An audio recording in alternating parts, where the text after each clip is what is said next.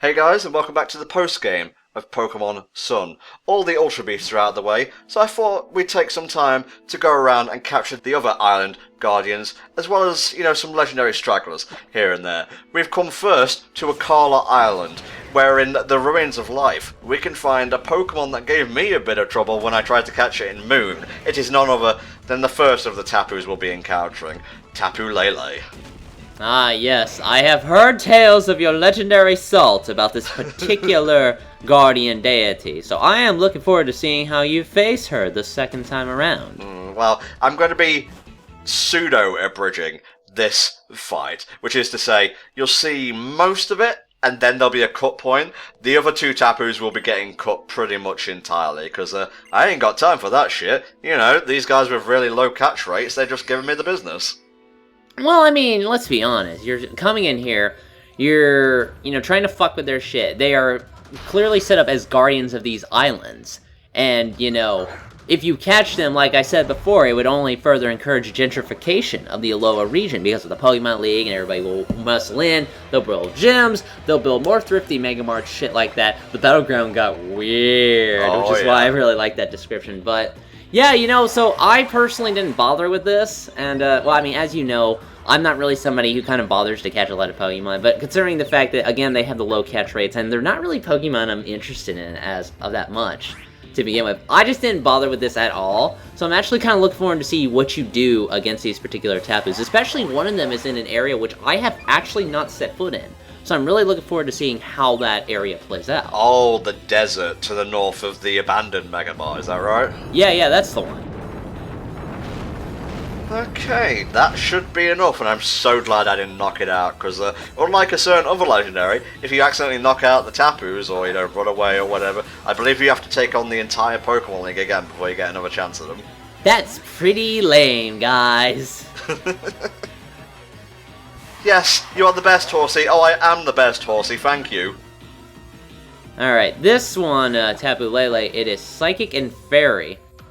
It has the ability Psychic Surge, which makes that battlefield show up. The signature ability. It also has Telepathy as a hidden ability, which avoids damaging moves used by its allies, which I guess is okay for team battles. Other than that, really the big gimmick about, again, the Tapus is the fact that when they all kind of smush themselves together, they make, like, head shapes kind of thing, which is, the head part they take on when they use their exclusive Z move, Guardian of Alola.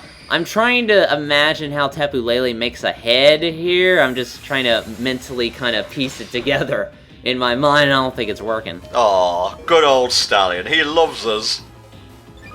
Now, you will catch this, so we will get the entry for this, in Pokemon Sun, but I like how it's like, it says in Pokemon Sun when you catch it, this guardian deity of Akala is guilelessly cruel. I mean, wow, man, that's not even, like, why would you catch that kind of thing if it's just gonna, shit on you like that? Huh. Interesting how they gave the, most, stereotypically feminine coloured one, pink, obviously, the most heinous report, or analysis, as it were. And in Moon, its entry is, as it flutters about, it scatters its strangely glowing scales. Touching them is said to restore good health on the spot. Again, not sure if I want to touch that, but there you go. Fair enough, mate, fair enough. Yeah, they're called land spirits, then they don't really register as legendaries and whatnot. Which is odd, because there's only one of them, so they're pretty much legendary, I suppose, mate, I suppose. She's kind of riding around in a little teacup, I noticed. Like, at the back was kind of like the handle, she's just kind of floating around it.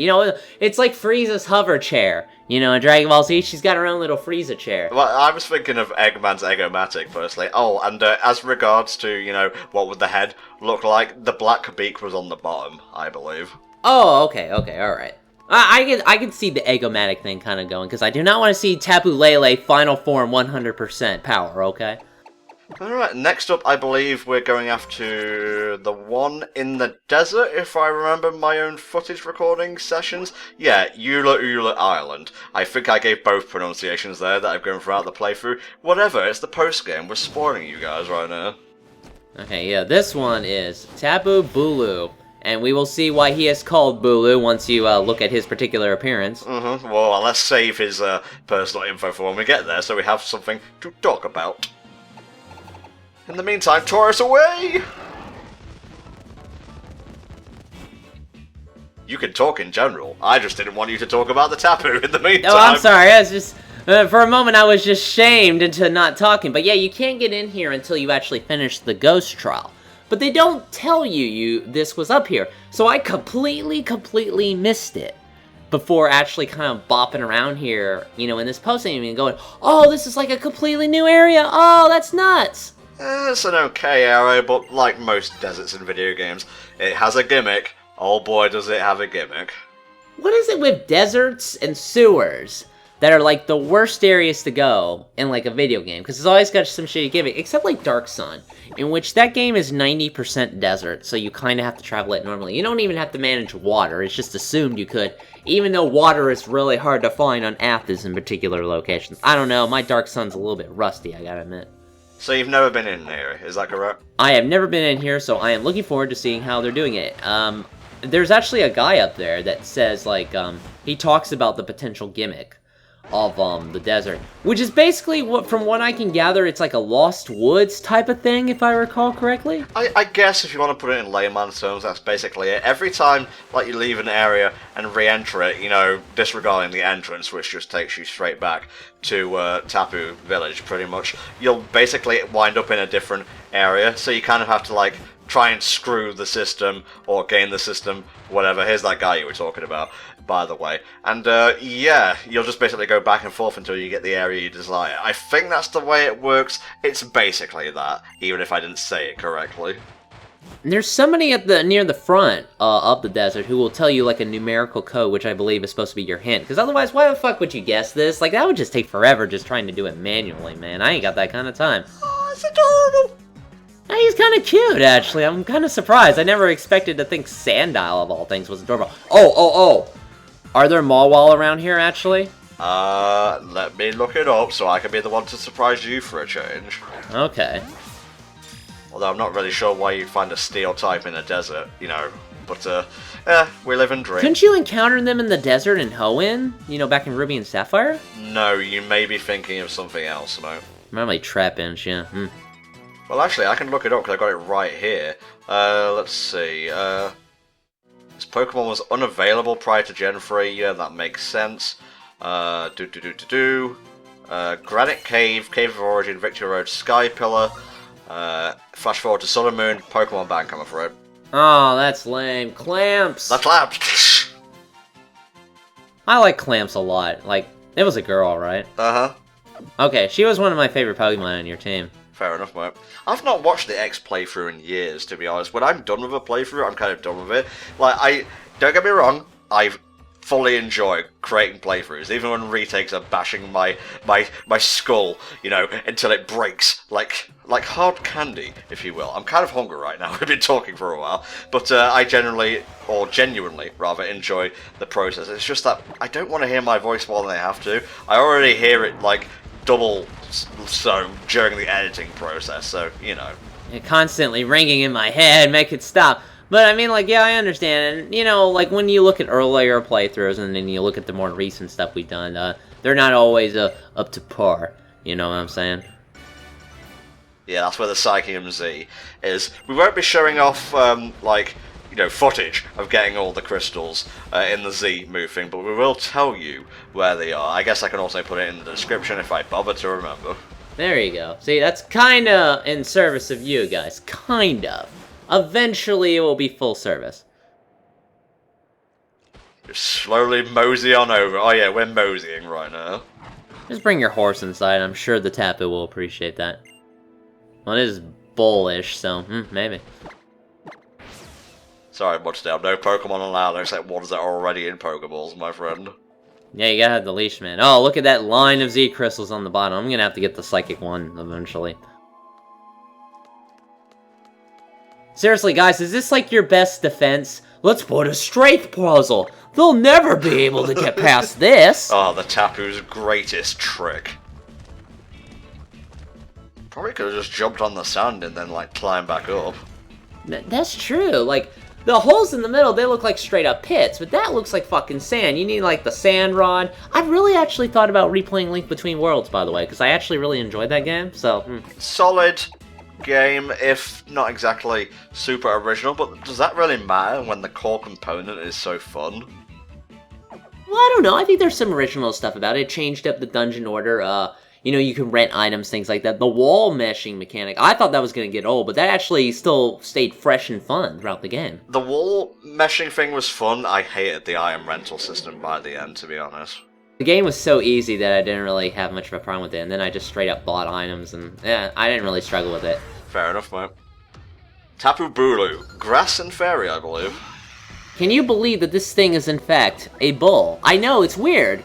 I don't know how you would get that idea, but it is in fact a bull. Alright, special ability Grassy Surge obviously powers up grass moves and the like. Man, that Tapu theme is it's deep ingrained in my mind at this point. Do me a favour, mate, go to the Tapu's page and look up their stats for me if you could, please. Gotcha. Alright. All the Tapus each have like a total, like, I think base stats or whatever of 570. Akin to other legendaries, I'm not sure. I don't tend to look up stats all that much, unless I'm researching for a part or something. But each Tapu specialises in one particular stat over the others. And can you go from like left to right from like Tapu Koko and Tapu Leila to this dude? Okay, Tapu Koko looks to appear to specialize in speed. Tapu Lele gets special attack, Tapu Bulu gets attack, a big surprise, and Tapu Fini, the one we will be facing afterwards, gets a main, you know, focus in special defense. Okay. Oh, you're glad I started there, so just speed stuff up, man. Lets me cram a lot more into these videos. The island's guardian deity. Once it kept the balance, now it just enjoys the sunny island of the Poképelago. They're like getting together and they're about to do like an action pose on like the first issue of the Guardians of Alola, you know? Yeah. And then like the first storyline is about finding a fifth Tapu, but it's actually a human boy who doesn't know about the prophecy that's been laid out for him. This is sounding like more and more of a terrible Marvel comic book the more I talk about it. Well, it's apt then, I suppose, and I kind of want to play that storyline with a fifth Tapu and whatnot. There must be more islands in the Alola region. Maybe one was buried under the sea. I don't know. I don't write the games. The fucking forgettable island, you know, and Tapu, fuck it, you know.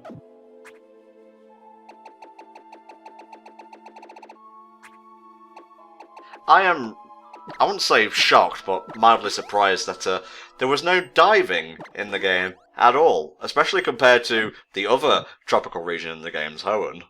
That's true, actually. Yeah, you bring up a really good point. There is no diving. What Pokemon do you think they would use for that? Maybe something like, what was that fucking, like, Mantine or something like that, or the Pre-Evo? You know, the kind of dive with those kind of things. I don't know. Oh, Mantike and Mantine. I would have gone with, like, Wailord or Wailmer, personally. Wailord might be a little bit much, I think, for diving, considering the fact you still have to render its model and shit like that.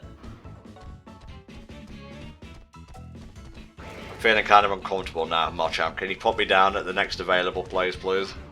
Good thing it's a few miles out from here. Oh, Jesus. How are you feeling? 2 hands free, motherfucker! Alright, now we have to head on over to Pony Island, I believe, and time to capture the last Tapu. You know, I have to say, I am glad that they resisted the urge to have the Tapu of Pony Island not have a head that looked like a pony at the end of the day. Yeah, so I do yeah. respect that. Okay, didn't even have to change the music, we good. I'm guessing you guys didn't bother with this, or did we solve it early? Yeah, because we had to come in here as part of the story. Oh yeah, that's true, I remember now. I'm sorry I didn't appear earlier. I was on a dinner date. I was gonna name you Kahuna, but you know, Hapu got here first, and I gotta fill the temporal, I'm sorry. I don't like being touched. Oh, jeez. Comes out of the water. I am bathing here, good sir. Yeah, hey, can you guess what they are referencing with this particular Tapu? I wonder. Obviously, water and fairy, so there you go. It kind of stole Primarina's thunder. Alright, what can you tell us about the last Tapu on our to capture agenda, mate? Let's see, what do you want to know? I don't know, anything in the trivia section? Let's see, appearance when it closes its shell resembles a swordfish or a marlin. When the shell is open, it resembles a mermaid or a siren. What a surprise! It may also be inspired by Kanaloa, one of the 4 major Hawaiian gods and god of the ocean. Kanaloa's association with the underworld may inspire the ruins of hope. Tapu Fini's shrine said to be where life ends its journey. Interesting. You know, before Silvermoon actually came out and the Pokedex was leaked, etc., there was a rumoured dolphin Pokemon. I'm guessing Tapu Fini was what they were referring to. I see, so maybe they saw it closed up and thought it was like some dolphin motherfucker. Possibly. Oh, there we go. I always love a complete Pokedex page. Unfortunately, this comic book miniseries only ran for 3 issues before it got cancelled. The Tapus did not take kindly to the people of Alola on that day. You should have bought our comic, what's wrong with you? I'm the best. Oh, yes. No, I think Dartrix has better hair than you, honey. They need to have, like, a hair off, just to see who has the best hair. And the spirit of David Bowie shall judge it. That would be beautiful, man. Oh, yeah. 'Twas not to be. 'Twas not to be. Alright, now that we're done Tapu hunting, what else is left on our legendary catching schedule? Well, let's head back to Melee, and you may see a thing or two.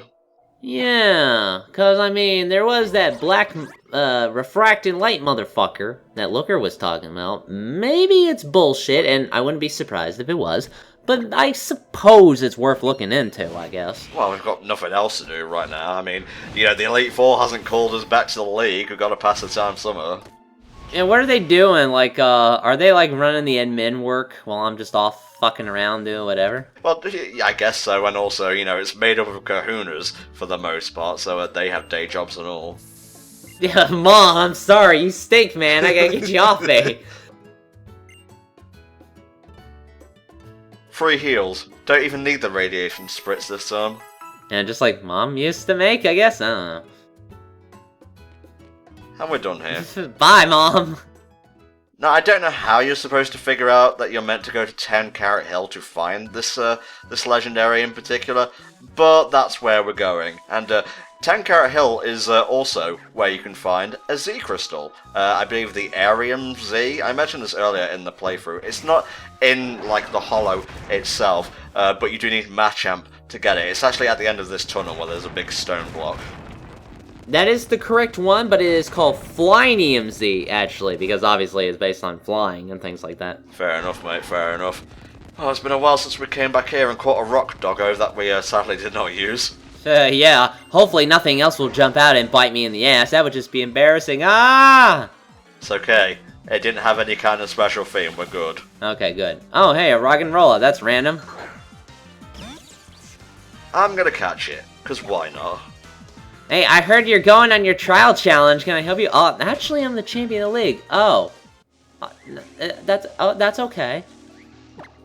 Okay. I completely forgot that I ran away. Sorry about that. I didn't mean to hype you all up for the most wild Pokemon fight that you ever did see in your life. That rug and roller was pretty hardcore, I gotta say. Hard as a rock, even. Thank you, thank you. This is the level our puns have degraded to at this point, guys. It's been a long recording session. It's been a long 8 years. Oh yeah. And this is a tip Helldragon mentioned a part or two ago. I think when we were taking on Nihiligo in the wild, if you, like, whack a max repel and then run about, the legendary will just pop up, because there's nothing else to tackle. Yeah, but you have to make sure you have a Pokemon low level though. Fortunately, Necrozma here is level 75, so at this point, I'm pretty sure you got somebody who can, you know, let you do this. I fucking love this guy. Like, design, typing, maybe not the most exciting ever, it's just pure psychic, but as, like, I don't know, a counterpart to Solgaleo and the Lunar Bat Pokemon from Moon, this guy's cool. Yeah, I really like Necrozma's design. Like, it's implied, like, they thought it was an Ultra Beast, but it's not. It's just some space rock motherfucker, and that's fine. It used back there Prismatic Laser, which is basically the psychic version of Hyper Beam, and then it has to have a turn to recharge. Now, you're actually doing what I'm kind of surprised you were doing here, and fighting it directly. I did not bother, because I had a Master Ball, And I knew I sure as shit didn't feel like doing this the legit way. So I actually used my Master Ball on Necrozma, which I think is a pretty good idea, considering the fact it's level 75. It's basically our Mewtwo for this game, why not? Basically, yeah. I didn't even put, like, that together to begin with. Yeah, it is the Mewtwo of the game. And I understand for people, you know, like, not using the Master Ball as, like, a point of contention, pride, things like that. That's fine. Like, I was advised, you know, bring a lot of quick balls, bring a lot of timer balls, things like that. I guess if I bothered to do it normally, that's how I would have done that. But I want to look up its capture rate really fast, actually. Let's see. Because I'm pretty sure it's not positive. Well, I caught it pretty handily there. And that was actually my second time facing it, because the first time I accidentally killed it. Thankfully, unlike the Tapus, it says you lost sight of it, but the sense or like the trait still remains. So if you've still got the max repel on, you can just run about in the same patch of grass and it will appear pretty quickly. It has a catch rate of 3, which is 0.4%. Jeez. Presumably modified by the whole, you know, lowering its health, you know, using status effects and things like that. So there you go. Mm-hmm. Now, the Moon entry calls it exceptionally cruel, and I can believe it. It looks tortured. Light is apparently the source of its energy. It has an extraordinarily vicious disposition, and is constantly firing off laser beams, which is my problem whenever I go to my job. Yeah, kind of sad, honestly. Can't keep any kind of position this time. I know. So yeah, big fan of Necrozma. But, you know, we have something else to tackle now. We have come to the Altar of the Sun. It is very late at night in my 3DS's internal clock right now, roughly about 10 PM or so, and we have Solgaleo in our party. If you want to, you know, travel to the other dimension in Moon, it will need to be, you know, bright, sunny day, and you need the Lunar Bat Pokemon in your party in order to travel to the alternate dimension. This alternate dimension, it's nothing different. You're not gonna, like, D4C it up in here. It basically allows you to capture, version Pokemon, unlike, okay, you know, like with Lycanroc, it has midday form and midnight form. If you go to the other dimension, it will allow you to catch that other variant of the form. You can't get, version exclusive Pokemon, though. Like, you actually have to have the other version of that game. There's no getting Lunala, for example. Huh. I mean, I can sort of see why they place those restrictions, but at the same time, it's kind of having your cake and eat it as well. Like, oh, you can go to another dimension, yay! You can capture alternate Pokemon, yay! But not version exclusives, boo! Boo! Why won't you let me have my super legendary bat? Oh, well. What is that bat called? I've just been calling it the Lunar Bat, 'cause I don't want to say its name incorrectly and disrespect it. It's Lunala. Oh. Okay, pretty simple actually. There was a TM for Psyshock there, I believe, so if you're looking for TMs, if you're a TM hunter, boom, there you go. Now, I do want to mention that somebody did bring this up in the comments that I personally missed out on and I would have liked to see it. If you actually have Solgaleo or Lunala in your party when you first meet the Elite Four, Kuki will actually acknowledge that. And that's actually a pretty cool touch. I think I didn't want to use the Legendaries because, again, I wanted to do it legit and straight. I felt that would have been cheating a little bit. But it's nice to see, like, you get a little bit of extra for that. Oh! It's getting hype, man. I suggest you all get hype with it. And really with the way this is set up, I am honestly inclined to believe that this is actually just two divorced parents exchanging children for the weekend. Oh my god, it totally is! Because when they combine their powers, from the sky itself descends a new Cosmog. There you go.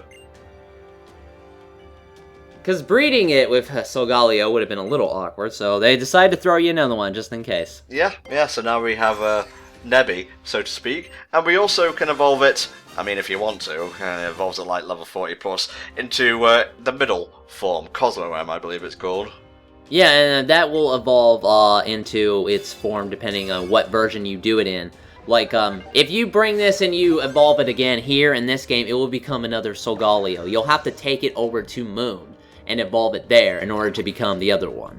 And just to put your minds at ease, I do know now that it's short for Cosmo and Smog. Cosmog.